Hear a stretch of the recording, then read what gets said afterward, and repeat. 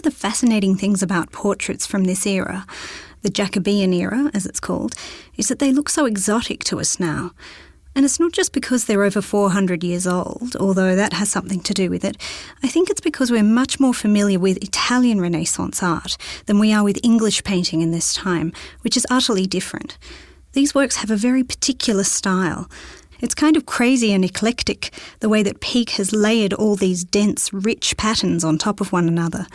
It gives you an idea of the splendour of the royal court, the sense that everything from the carpet to the view out of the window is designed to reflect the prince's own splendour and magnificence.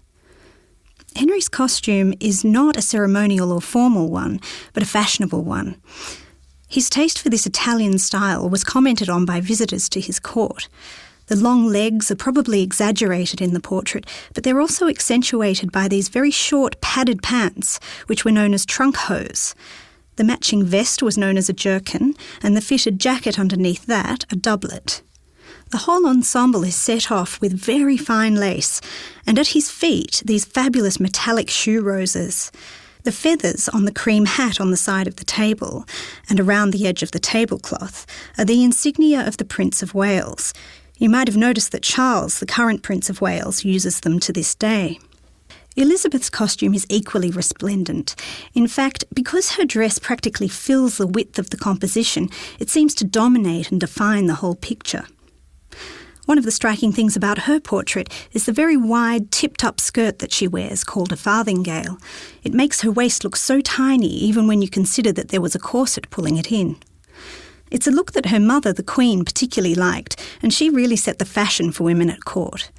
So you'll see many portraits of women in this period that have the same silhouette. Sometimes you get a glimpse of a red or pink underskirt peeking out from the hem. Apparently it was fashionable to hitch the overskirt up in this way.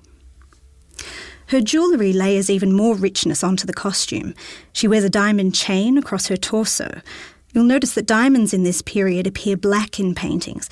This is partly to do with their simpler cut, which didn't reflect light like modern cut diamonds do. Around her waist is a girdle of rubies and diamonds, and her necklace, earrings and tiara are made of pearls. Her lace collar is a little different from her brother's.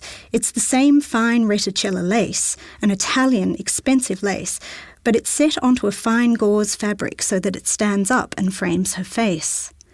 This abundance of pearls and lace might be an allusion to her purity and virginity, which made them common motifs for young girls. Both Henry and Elizabeth have these long limbs, very fine fingers, and elongated white faces.